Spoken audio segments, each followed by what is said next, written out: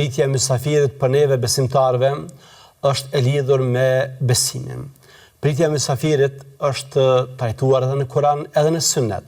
Për shembull, Allahu në Kur'an na ka treguar se pritja e mysafirit është prej tipareve të profetëve. Ibrahimi alayhis salam kur është vizituar nga melekët, i ka ftuar në shtëpinë e tij dhe duke menduar se janë njerëz, ka shkuar dhe ju ka përgatitur një ushqim. Ka thënë Allahu: "Wa laqad ja'at rusuluna Ibrahima bil bushra, qalu salama, qala salam, fama labitha an ja'a bi'ijlin hanidh." Edhe Ibrahimit i patën shkuar të dërguarit tanë. I shkuan për t'i marrë myshde dhe i thanë selam, përshëndeti me selam. Edhe Ibrahimi përshëndeti me selam dhe nuk vonoi shumë dhe ju solli një veç të pjekur. Pra, e ka nderuar mysafirin dhe i ka shtruar ushqim. Këtë Allahu na ka përmendur edhe në raste tjera, për shembull në kapitullin Dhariyat, kur na flet për mysafirët që kanë vizituar Ibrahimin alayhis salam. Po kështu na ka folur edhe për Jusufin alayhis salam, i cili i ka pritur dhe i ka gostitur vëllezërit e tij që i kishin ardhur në Egjipt të Allahut.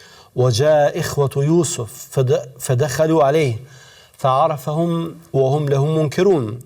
ولما جهزهم بجهازهم قال ائتوني بأخ لكم من أبيكم ألا ترون أني أوفي الكيل وأنا خير المنزلين.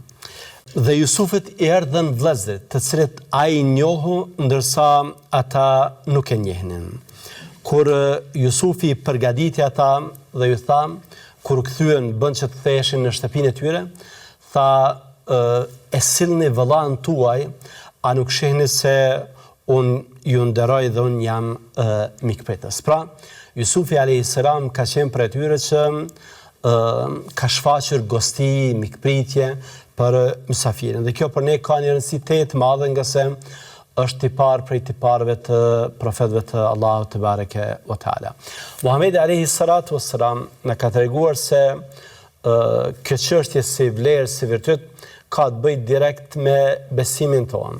Në një prej haditheve të njohura ka thënë: ai që beson Allahun dhe ditën e fundit, le ta nderoj mysafirin e tij. Pra, nderimin e mysafirit e ka lidhur me besim në Allahun te bareke ve teala dhe me besim në ditën e llogarisë, kur ne do të dalim para Allahut dhe për veprat e mira që i kemi bërë do të marrim shpërblimin prej